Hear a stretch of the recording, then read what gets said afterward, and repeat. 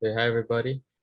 Um, this is Piotr over here, and I made this track for the Loopop competition.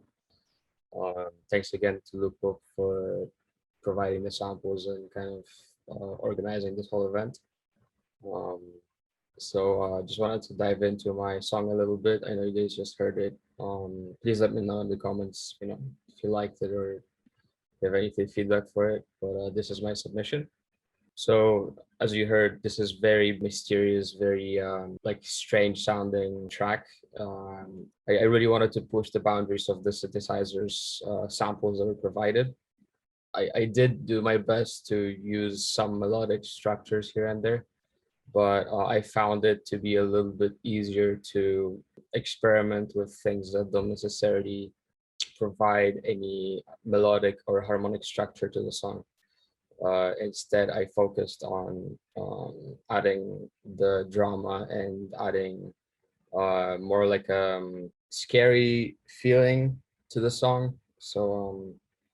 I don't know if I've succeeded, but I like what I did. So let's start with the UDO 6 and 5. These provide like the texture at the beginning, and I think I've used like notes C-1 on the because I'm using Contact as a sampler, and I took out all the low frequencies just so it doesn't clash with the bass and the other things that I'm doing. I also put hybrid reverb on it with shimmer as an algorithm, so it just drives it forward a little bit more.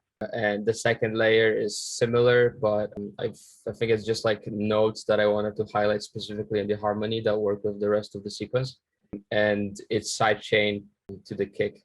And it's also, again, in the group section, taking out all of the lows that I don't want. So I'll just play how it sounds like from the beginning so you know what layer I'm talking about.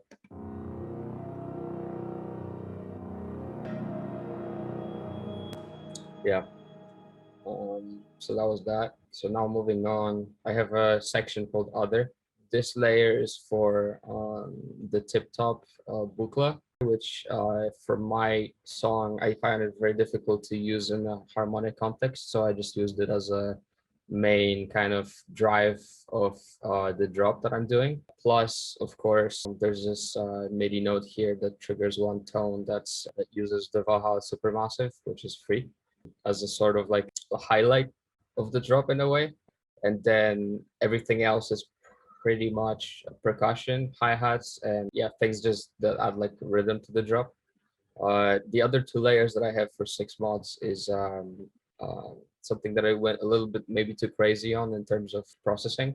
Yeah, I'm basically triggering some toms and snares here and there, but also making it so that, for example, in one frequency stands out a little bit further than all of the other things that are playing at the same time, just so even though it's buried in the mix, you can still hear the resonance. So I had to use the LFO to trigger it, and then EQA to take out everything else, because I mean, if you listen to resonance a little too much, it gets very annoying. And then autopen, just so it like swindles here and there within the frequency spectrum. So yeah, I mean, it sounds like that.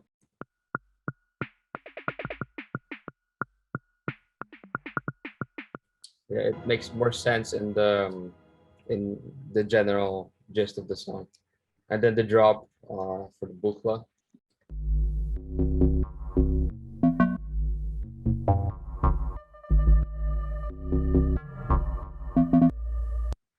Yeah, so that's what that was. So now we'll move on to the Hydra Synth, which is probably one of the only melodic elements of the song.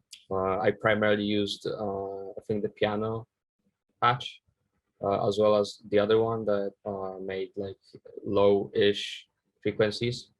It's mostly just to layer harmony, usually monophonic notes. I think in one of the other layers I have a duophonic, but just so it does like a sort of like a story in a way, like it moves on over time rather than stays in the same place.